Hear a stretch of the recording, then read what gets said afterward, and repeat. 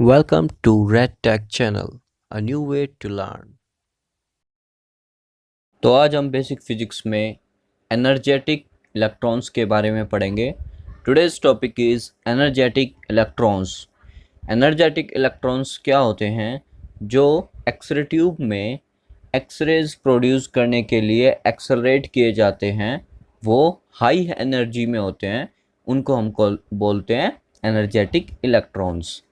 अब इसमें थोड़ी सी डिटेल्स रिव्यू कर लेते हैं कि एक्सरे ट्यूब में जो फिलामेंट है वो हीटेड होता है हाई टेम्परेचर पे और फिर एमिट होते हैं इलेक्ट्रॉन्स। अब जो हाई वोल्टेज है वो अप्लाई की जाती है बिटवीन फिलामेंट एंड टारगेट।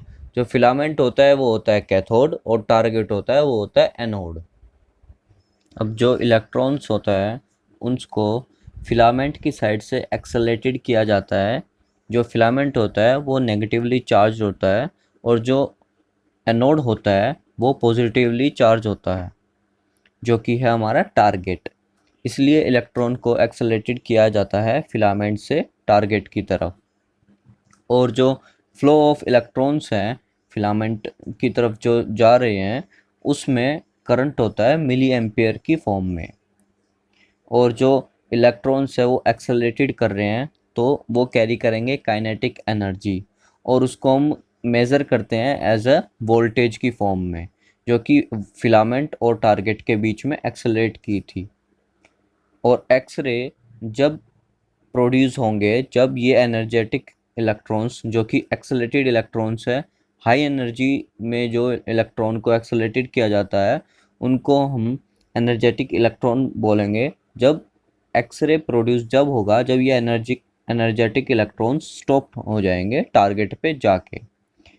और हमारा जो टारगेट होता है मोस्टली एक्सरे ट्यूब्स में टंगस्टन ही यूज़ किया जाता है, जो डब्ल्यू से डिनोट करते हैं।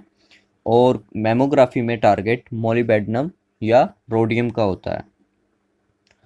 अब जो इसमें इलेक्ट्रॉन्स है वो स्ट्राइक किया टारगेट पे, उसकी जो काइनेटिक एनर्जी है कुछ तो हीट में कन्वर्ट हो जाती है और कुछ एक्स रेज कन्वर्ट करती है।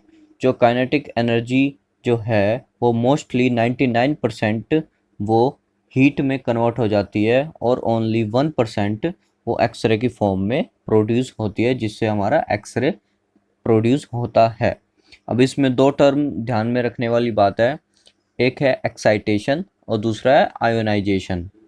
एक्साइटेशन जब होता है जब हमारा atomic electrons high energy state में चला जाता है, उसको हम बोलते हैं एक्साइटेशन। और आयनाइजेशन जब होता है जब किसी एटम में से किसी इलेक्ट्रॉन्स की रिमूवल होती है या वो उस एटम को छोड़ देता है, वो हमारा आयनाइजेशन हो जाता है। एक तरह से वैकेंसी हो जाती है, खाली जगह, उसको हम आयोनाइजेशन कहते हैं।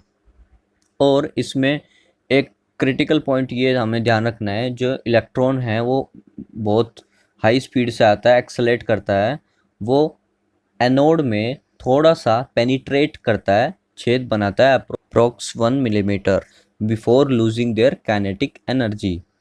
अब हिट करेगा तो उससे कुछ ना कुछ तो उस पर इफ़ेक्ट पड़ेगा। वो इफ़ेक्ट काफ़ी मिनिमम होता है, इसलिए वो काउंटलेस मानते हैं कई बार, बट ये हमें पता होना चाहिए कि वो 1 मिलीमीटर के अराउंड होता है। That's all for this video.